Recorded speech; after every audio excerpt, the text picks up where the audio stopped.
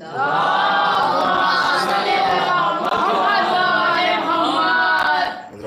अभी तक आपने समाप्त फरमाया कि जनाब मुख्तार ने जो आगाज़ किया तो आए दिन और किसी न किसी को रोज़ गिरफ्तार करके लाया जाता था और यहाँ तक पहुँचने के लिए बड़ी कुर्बानियाँ पेश की, बड़ी मशक्क़तें झेली, कई मरतबा कैद में रहे, बड़ी सख्तियाँ झेली और हुकूमत की निगाह में थे। लिहाजा ख़ास तौर से जो उस दौर के बड़े मुखालिफिन थे, जो बड़े दुश्मन थे अहले बैत अलैहिस्सलाम की, उनकी निगाह में जनाब मुख्तार हमेशा से रहे और सब जानते थे कि ये चाहने वाले हैं। तो पिछली मजलिस में जैसे आपने सुना कि शिमर मलऊन को कूफे से भाग जाने के बावजूद अब्दुल्ला बिन कामिल शाकिरी और अबू उमरा वगैरह ये जाके वहाँ रास्ते से गिरफ्तार करके लाया। एक रिवायत में है कि अब्दुल्ला बिन कामिल शाकिरी ने जनाब मुख्तार से कहा कि आप सिंध को मेरे हवाले कर दें। तो जनाब मुख्तार ने कहा ठीक है, जैसा तुम चाहो करो। तो बिन कामिल शाकिरी ने हाथ पैर कलम करके उसे खोलते हुए तेल में डाला, इस तरह से उसको फिरनार किया। अब एक जो नाम शायद बहुत कम लोगों को मालूम हो, एक नाम था अबुल खलीक। ये उबैदुल्लाह इब्न ज़ियाद का शायर था और उसी के दरबार में ये रहता था और उसकी तारीफ़ें किया करता था अशार में, और ये करबला में भी मौजूद था। इसका काम ये था कि जो भी शहीद होते थे उनका नाम वो लिखता था और किसने शहीद किया ये सब वो डाटा रखता था, लिखता था। और उसने करबला में भी शेर कह के लोगों को उभारा है इमाम हुसैन अलैहिस्सलाम के खिलाफ। तो जब ये गिरफ्तार होके आया तो इत्तेफाक से उस ज़माने में जनाब मुख्तार कूफे में नहीं थे, वो जनाब इब्राहिम इब्न मालिक अश्तर को अपना क़याम मकाम बना के कूफे के बाहर गए थे। तो जब ये गिरफ्तार होके आया तो जनाब इब्राहिम के सामने पेश किया गया। लोगों ने बताया कि ये शायर है, ये उबैदुल्लाह इब्न ज़ियाद का करीबी शायर है और इसने ऐसा ऐसा किया। तो जनाब मुख्तार ने उससे पूछा कि क्या तूने ऐसा किया है? तो उसने कहा नहीं, मैं करबला में तो नहीं था। मतलब सीधा सीधा उसने झूठ बोल दिया कि मैं करबला में नहीं था, लेकिन मैंने मुख्तार के खिलाफ मैंने तलवार चलाई है। तो जनाब इब्राहिम ने कहा कि हमारे खिलाफ तलवार चलाई उससे कोई फ़र्क नहीं पड़ता, तुझे छोड़ देंगे, लेकिन अगर करबला में तेरा नाम आ गया कि तू करबला में था तो फिर कोई तुझे बचा नहीं सकता। हमारे खिलाफ तलवार उठाई तो नज़रअंदाज कर देंगे, कोई मसला नहीं, लेकिन ये साबित होना चाहिए कि तू करबला में नहीं था। तो ठीक है, फैसला कौन करे? तो कहा कि अमीर मुख्तार भी कूफे से बाहर है, जब वो आ जाएंगे कल तक आ जाएंगे, कल तुझे तेरी बात सुन के उसके बाद फैसला कर देंगे, तुझे छोड़े या रखे, जो भी करें हाथ में फैसला होगा। तो उसने जनाब इब्राहिम की शान में शेर कहे फ़ौरन। तो जब शेर सुनाए तो बहुत अच्छे शेर कहे। जनाब इब्राहिम ने उसको 20 दिरहम दिए कि 20 दिरहम रख, पूरे मेरी मतलब मेरी मदसराई की है, लिहाजा ये मेरी तरफ से रख ले। और उस ज़माने में शायर लोग इसीलिए शायरी करते ही थे कि जमींदारों को, राजाओं को और नवाबीन क्या शायरी करते थे ताकि उनको पैसा मिले। तो कहा नहीं, मुझे यहाँ से जाने दो वरना मैं यहाँ कत्ल कर दिया जाऊँगा। क्यों? कहा मैंने अब्दुल्ला बिन कामिल शाकिरी की मजम्मत में कुछ शेर कहे थे और वो मुझे देख लेंगे तो फ़ौरन मार देंगे। तो जनाब इब्राहिम ने कहा तुम घबराओ नहीं, मजम्मत में शोरा को तो इतनी छूट मिली होती है कि वो किसी की हजो कर दें, किसी की मजम्मत कर दें, उस पर कत्ल नहीं किया जाता है। बस नाम करबला में नहीं आना चाहिए, बस बाकी जितने भी गुनाह तेरे सब माफ़ कर दिए जाएंगे। अब वो उजलत में, जल्दी में कि हमें जल्दी से छोड़ दीजिए। कहा नहीं, ऐसे तो नहीं छोड़ेंगे, जब तक अमीर मुख्तार आ नहीं जाएंगे तब तक तुझे यहाँ से बिल्कुल किसी हालत में छोड़ा नहीं जाएगा, और कल वो आ जाएंगे, लिहाजा तू यहीं रहे और कल तक तू हज़रत अली अलैहिस्सलाम के शान में शेर कहे, जितना टाइम है और जितने तू शेर कहेगा उसी हिसाब से तुझे नजराना मिलेगा। मतलब ये खुला समझ लिए, ऑफर दिया कि तू बैठ के शेर कहे और जितने तू शेर कहेगा उसी हिसाब से, और अमीर मुख्तार तो तुझे मालूमाल कर देंगे, लिहाजा तू बैठ के खाली शेर का। ये कह रहे हैं मुझे जल्दी छुट्टी दे दी, जल्दी यहाँ से जाने में। तो कहा नहीं, ऐसे तो नहीं जाने देंगे। अब वो वहीं रहा। दूसरे दिन फिर दरबार लगा, उसे बुलाया जनाब इब्राहिम ने, कहा कि कितने शेर कहे? तो उसने कहा कि इब्राहिम मैंने तो एक भी शेर मैं नहीं कह पाया, पूरी रात मैंने कोशिश की और एक शेर भी नहीं कह पाया। तो जनाब इब्राहिम ने कहा क्योंकि तेरे दिल में बुग़्ज़ अली है, लिहाजा तुझसे हो ही नहीं सकता, तेरे जैसा बड़ा शायर और एक शेर न कह पाया पूरी रात में, इसका मतलब तेरे दिल में जरा भी मोहब्बत नहीं।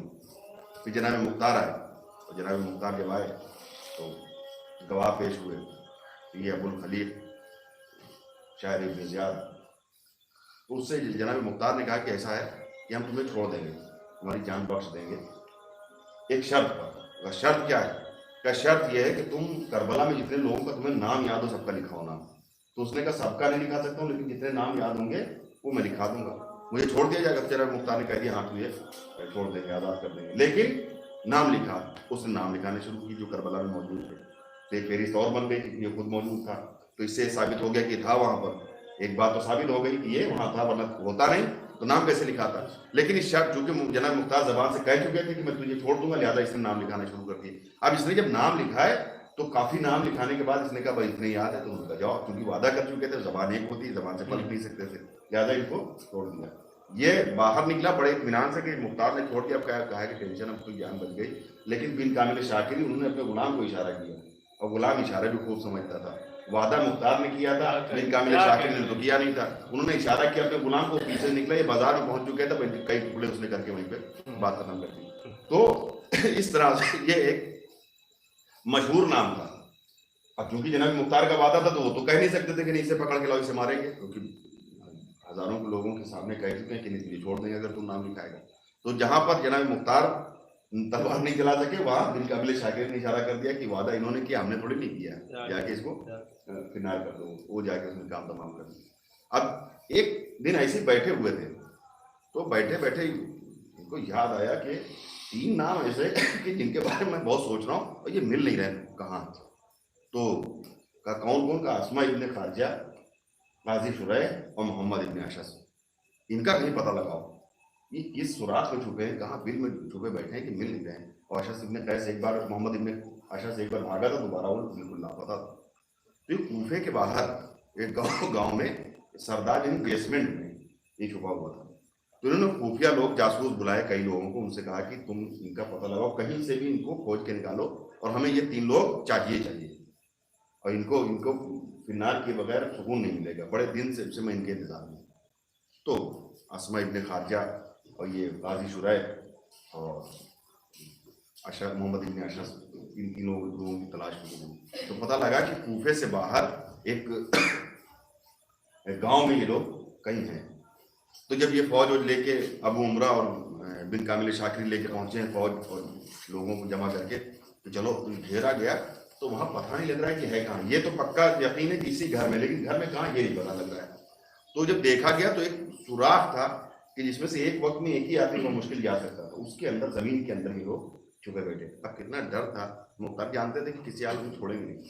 तो उस सुराख के अंदर ये लोग बैठे हुए थे। अब इनको बड़ा बुलाया जा रहा है कि बाहर आ जाओ, ये आ नहीं रहा हूँ, एक के सिवा दूसरा कोई जा नहीं सकता।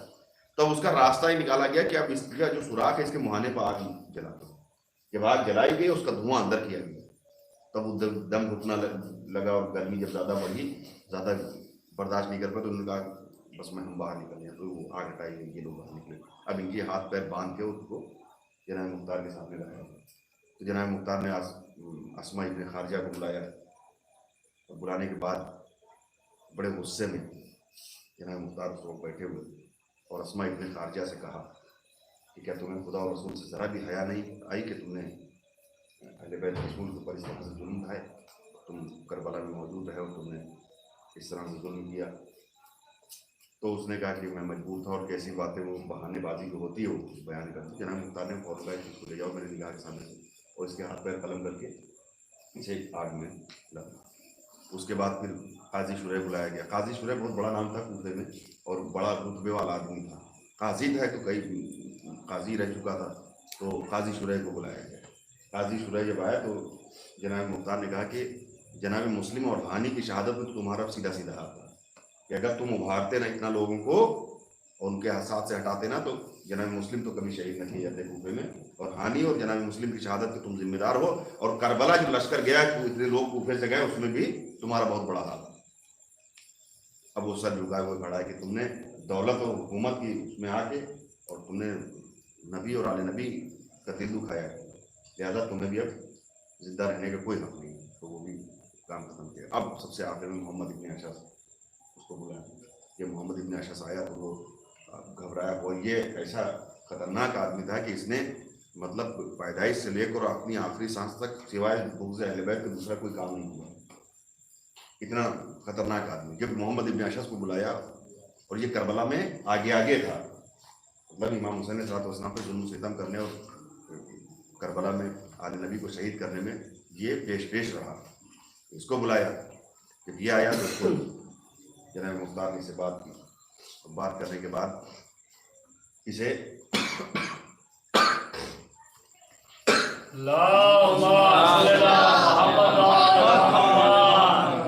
बात करने के बाद इसे बताया कि तूने क्या क्या किया था।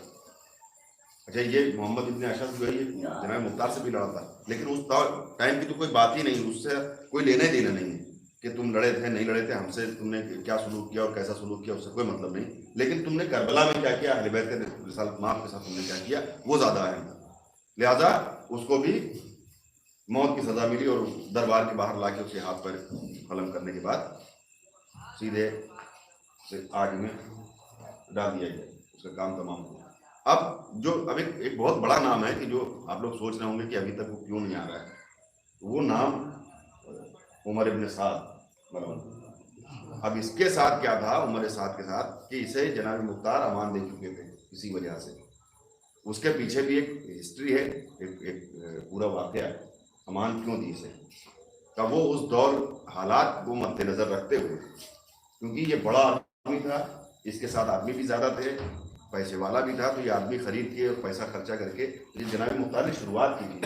जब पूरी तरह क़याम जो है इनका मुकम्मल नहीं हुआ था, तब इसको अमान दी थी। क्यों? इसलिए कि इसे अमान दे देंगे, ये मैदान से दूर रहेगा, तो जो हमारी मुखालिफ फौज है वो आधी रह जाएगी, जो दुश्मन है वो आधे रह जाएंगे, लिहाजा इसे किनारे कर दो। और ये अकेला रहा, ये न्यूट्रल हो गया, तो आधे दुश्मन बचे। क्योंकि कूफे में इसका बड़ा असर भी था, लोग भी ज़्यादा थे, इस कबीले में आदमी भी ज़्यादा थे, इसके बाद पैसा भी बहुत था, हथियार खरीद सकता था, लोगों को पैसा दे के बुला सकता था, तनख्वाहें दे सकता था। लिहाजा इसे दूर दूर रखा कि ये मैदान से अलग उठ जाए, बाकी जिनको उनको निपटा लेंगे, उसके बाद किसी न किसी सूरत से तो इसका नंबर आ ही जाएगा।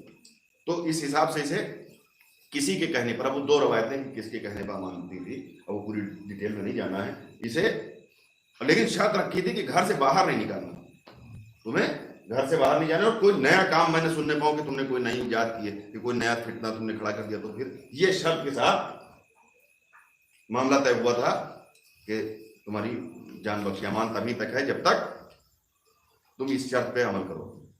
अलगरज ये बाकी रहा सब।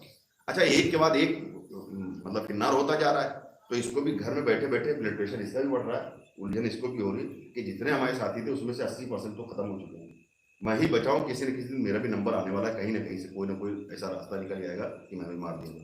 एक दिन जनाब मुख्तार दरबार में बैठे हुए थे, तो एक आदमी हैसम नखई नाम का वो बैठा हुआ था, और जनाब मुख्तार जानते थे कि उसका बड़ा करीबी है। अच्छा, वो भी अक्लमंद आदमी थे, होशियार आदमी थे, जानते थे किससे कैसे बातें करना है। तो हैसम नखई नाम का एक आदमी वो बैठा हुआ था जनाब मुख्तार के पास। तो इन्होंने उसके सामने कहा कि कल मैं ऐसे आदमी को मारूंगा कि जिसके पैर बड़े हैं, आंखें धसी हैं, होंठ मोटे हैं, मतलब सारी वही बता रहे हैं कि जो उमर साद की जो मतलब उसका कयाफा है, जो उसका मतलब चेहरा मोहरा जैसा है उसका, तो बता रहे हैं कि उसकी आंखें थोड़ी धसी हुई है, पैर बड़े बड़े हैं, होंठ मोटे मोटे हैं, और इसके मतलब दुनिया से फिनार हो जाने पर तमाम मखलूक खुश हो जाएगी। तो ऐसी उसकी बताई मतलब पहचान कि वो समझ गया कि अब उसका नंबर आने वाला है, और इसीलिए कहा ही था कि जाके उससे बताए तो कुछ कदम उठाए, और भाई मुआहिदा तोड़े तब तो हम जाएं उसके, वरना हम कैसे अपनी तरफ से मुआहिदा तोड़ सकते हैं। तो जो जैसा इन्होंने सोचा था बिल्कुल वैसा ही हुआ। वो सुनता रहा, ये समझ गया कि अब हमारे दोस्त का काम फाइनल होने वाला, नंबर लगने वाला है, लिहाजा वो वहां से उठा सीधे अपने घर गया। अच्छा, वो भी होशियार आदमी था, खुद नहीं गया, वो भी जानता था कि सब जानते हैं कि मैं दोस्त हूँ तुम्हारे साथ का, लिहाजा उसने अपने बेटे उरियान को भेजा, उसका नाम था उरियान, तो उसको भेजा कि जाके बताया तुम्हारे साथ से कि भाई तुम्हारा नंबर आने वाला है, और बिल्कुल होशियार हो।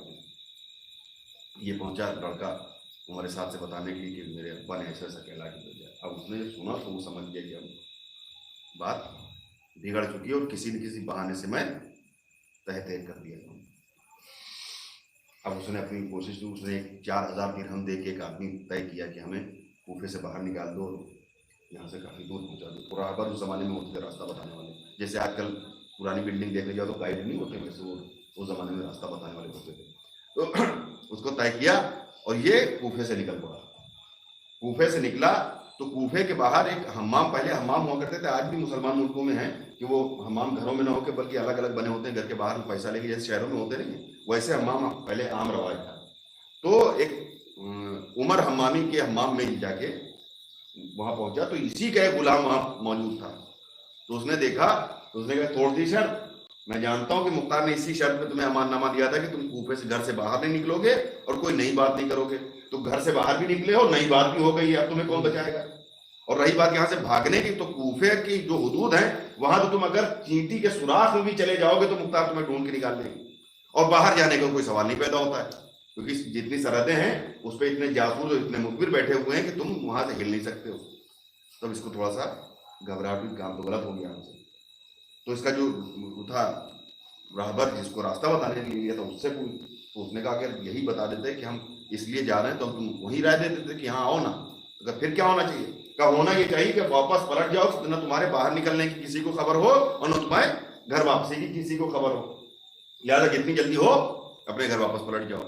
तो ये वापस पलटा, लेकिन भाई घर से निकल जाना, जनाब मुख्तार को खबर हो गई, क्योंकि वो तो आदमी बैठाए हुए थे कि भाई ये घर से बाहर कदम निकाले हमको आके बताना। तो पहले से वहां तो मामला तय था और इसीलिए उन्होंने उनसे हैसम नखई के सामने कहा था कि जैसे ही कहेंगे तो वो निकलेगा जरूर कहीं ना कहीं, या किसी के पास जाएगा सिफारिश के लिए, बहुतने में काम तमाम हो जाएगा।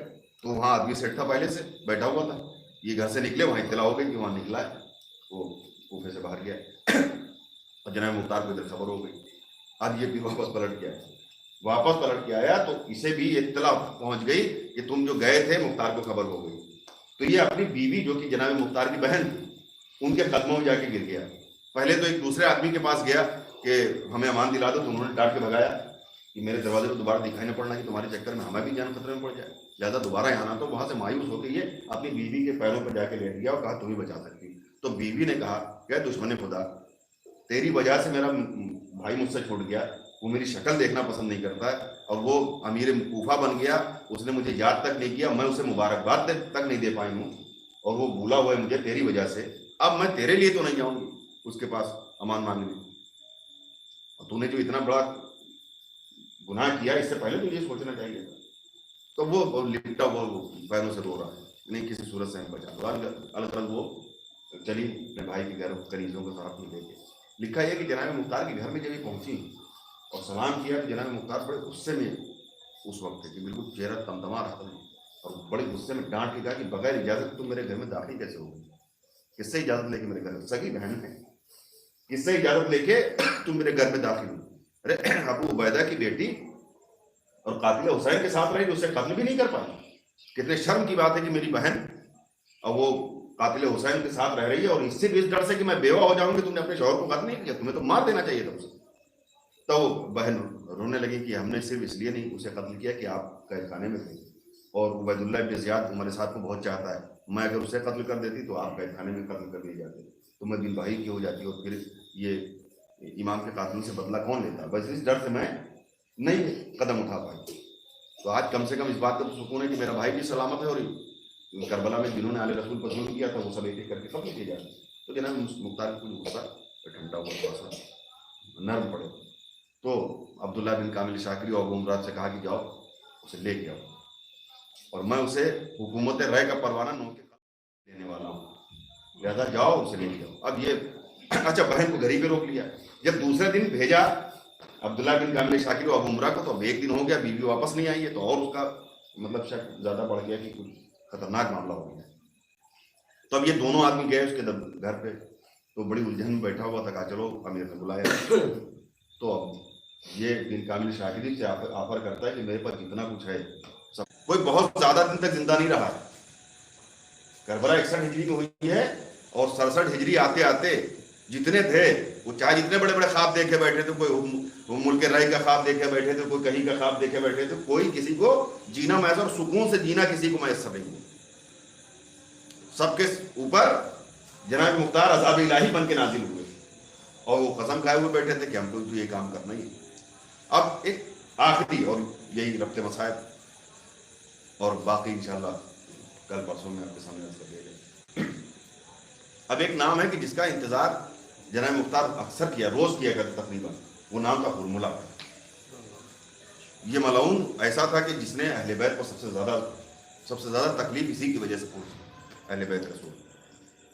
तो हुरमुला के बारे में मतलब एक रिवायत भी है कि जनाब मिनहाल हज करने के लिए आए तो चौथे इमाम से मुलाकात हुई, और चौथे इमाम से जब मुलाकात हुई तो वापस कूफे जब गए और जनाब मुख्तार से मुलाकात हुई तो उन्होंने बताया कि मैं जब इमाम की खिदमत में गया था तो इमाम ने सिर्फ इतना ही पूछा था कि हुरमुला का क्या हुआ। तो मैंने बताया कि अभी वो जिंदा है, अभी वो नहीं पकड़ा गया है। तो मौला ने दोनों हाथ बुलंद करके दुआ की कि परवरदिगार उसे जल्द अज जल्द आग का मज़ा चखा। तो जनाब मुख्तार ने कहा कि मेरे मौला ने ऐसा कहा था? हाँ ऐसे ही कहा। तो मिनहाल कहते हैं कि जैसे मैं कूफे में दाखिल हो रहा था मैंने देखा कि मुख्तार सामने से चले आ रहा, और क्योंकि बचपन से साथ में रहते, दोस्ती थी मिनहाल से, जनाब मुख्तार से। तो जनाब मुख्तार से सलाम दुआ हुई और पूछा कि तुम कहाँ थे, तुम हमारी हुकूमत में शामिल नहीं हुए? तो बताया मैं मक्के में था। तो मैं जब सुना मक्के में थे तो कहा कि इमाम से मुलाकात हुई? कहाँ इमाम से मुलाकात हुई? तो इन्होंने बताया कि इमाम ऐसा ऐसा कह रहे कि इतने में जनाब मुख्तार बार बार रास्ते की तरफ देख रहे हैं, मतलब इधर इमाम का ये पैगाम मिला है और ये बात सुनी है कि इमाम ने किसे बार बार किसको याद कर रहे हैं। तो इतने में जनाब मुख्तार रास्ते की तरफ देख रहे थे बार बार। क्या रास्ते में क्या देखने का? किसी का इंतजार है। क्या किसका इंतजार? कि इतने में शोर हुआ, कुछ सिपाही आए और वो हुरमुला बिन काहिल मलऊन को गिरफ्तार किए हुए था। इसी का इंतजार मुझे बड़े दिल से तमन्ना थी कि ये मेरे सामने जल्द अज जल्द आ जाए ताकि मैं इसका हिसाब कर लूँ। जब वो आया गिरफ्तार करके जब दरबार में ले गए, और एक रिवायत में तो उससे पूछा कि तूने क्या किया, उसने पूरा सौदा बयान। तो जनाब मुख्तार ने इतने लोगों को, और एक रिवायत है कि आपने सुनी होगी रिवायत कि जनाब इमाम हसन अलैहिस्सलाम के एक बेटे जो इमाम हुसैन की शहादत से थोड़ा पहले शहीद हुए थे, कि जिनके हाथ कलम हो गए थे अपने चचा को बचाने के लिए, तो उनके हाथ भी इसी हुरमुला मलऊन ने कता किए थे। तो लिखा ये कि कुछ 2-3 नाम ऐसे हैं करबला में जो इमाम हुसैन अलैहिस्सलाम के खिलाफ रहे हैं और उन्होंने जुल्म किया अहले बैत पर। 2-3 नाम ऐसे कि जिनको देखने के बाद जनाब मुख्तार रोती हैं। तो हुरमुला भी उन्हीं में से एक था कि जिनको देखने के बाद जनाब मुख्तार ठाणे मार के रोए। जैसे ही दरबार में दाखिल हुआ उसका चेहरा जैसे देखा तो बेसाख्ता चीख मार के जनाब मुख्तार हुआ कि तूने कैसा सितम किया कि तूने एक शीरखार बच्चे को ढूंढा। तो लिखा ये कि हुरमुला को हाथ पैर कलम करके, और जितना जनाब मुख्तार ने तो कहा था अपने आदमियों से कि जितनी ज़्यादा इसे अजियत दे पाना देना, क्योंकि इसकी वजह से अहले बैत रिसालत आज तक रो रहे हैं। इसने वो सुनी, बस 2 जुमले मसाइब यहीं सुनी थी और बात कर दी। जनाब मुख्तार ने कहा था इसे जितना ज़्यादा अजियत दे पाना देना, क्योंकि ये वो शख्स है कि इसने सबसे ज़्यादा अहले बैत को रुलाया है, और मेरा इमाम आज तक इसका नाम ले लेके रो रहा है कि इसने वो जुल्म किए हैं। तो जब सामने खड़ा करके इसको पूछा था तो इसने बताया, उससे पूछा कि तूने क्या किया है करबला में मेरे शहीद और सरदार के साथ। तो उसने कहा कि मैंने 3 काम बहुत बड़े किए। तो कौन से तूने बड़े काम कर दिए? का एक तीर तो मैंने मशक सकीना पे मारा कि जब वो मेरे साथ मुझे पुकार के कहा कि अगर ये अलमदार पानी लेके कहने में चला गया तो हम जंग नहीं होता। का एक तीर तो मैंने मशक पे मारा, पानी सारा भर गया। का फिर और का दूसरा तीर मैंने तब मारा कि हुसैन अपने 6 महीने के बच्चे को लेके आए और उसकी प्यास का इजहार जब हुसैन ने किया। का दूसरा तीर तब मैंने बच्चे के गले में मारा था। और तीसरा तीर तुमने कब चलाया? का और बड़ा काम क्या? का तीसरा तीर मैंने तब चलाया कि जब हुसैन आखिरी वक्त पर घोड़े गुजार रहे थे, उस वक्त मैंने ही तीर इमाम के मारा था कि उस तीर खाने के बाद इमाम घोड़े की जीन से जमीन पर आए। लिखा ये कि मुख्तार ढाणे मार के रो रहे थे, पूरा दरबार में कोहराम मचा हुआ था कि ऐ जालिम, तुझे इतना भी रहम ना आया कि 6 महीने के बच्चे को तूने 3 भाल के तीर से शहीद कर दिया। तूने हमारे सैयद और सरदार के ऊपर इतना बड़ा जुल्म किया, तूने मशकीदा छेद दिया, अहले हरम को प्यासा रखा। ये वो जुल्म थे कि जिनको सुनने के बाद जनाब मुख्तार चीख मार मार के रो रहे थे, सारा दरबार साथ में रो रहा था। और उसके बाद फैसला हुआ कि हुरमुला को फिनार कर दिया जाए। जरा सोचिए कि जो जुल्म सुनकर, जो बातें सुनकर हम और आप इतना रोते हैं, जनाब मुख्तार इतना रोए जिन बातों को सिर्फ सुनकर के हुरमुला ने अपनी जबान से बयान किया। जरा सोचिए कि जब तीर बच्चे को लगा होगा, जब हुसैन ने अपने बच्चे को अपने हाथों में तीर खाता हुआ देखा होगा, तो उस ज़ईफ बाप के दिल पर क्या गुजरी होगी। जरा सोचिए कि वो तीर जो हुसैन को आखिरी वक्त में इस मलऊन ने मारा था, उस तीर की रुदात सुनकर जब इतना लोग रोए हैं, तो जरा सोचिए कि उस तीर के जख्म को देखकर बहन ज़ैनब कितना रोई होगी। जरा कभी तसव्वुर कीजिएगा कि जिन बातों को सुन के हम इतना बेचैन हो जाते हैं।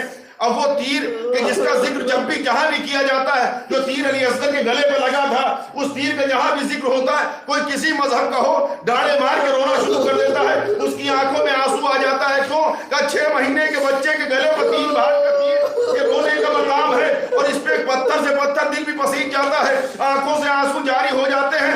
मैं कहता हूँ कि उस बच्चे की माँ ने उसका छिदा हुआ गला कैसे देखा होगा, छोटी सी बहन सकीना ने किस तरह से अपने भाई का गला देखा होगा, इतना बड़ा जख्म नन्ही सी गर्दन को सकीना ने किस तरह से देखा होगा, किस तरह से अपने भाई का गला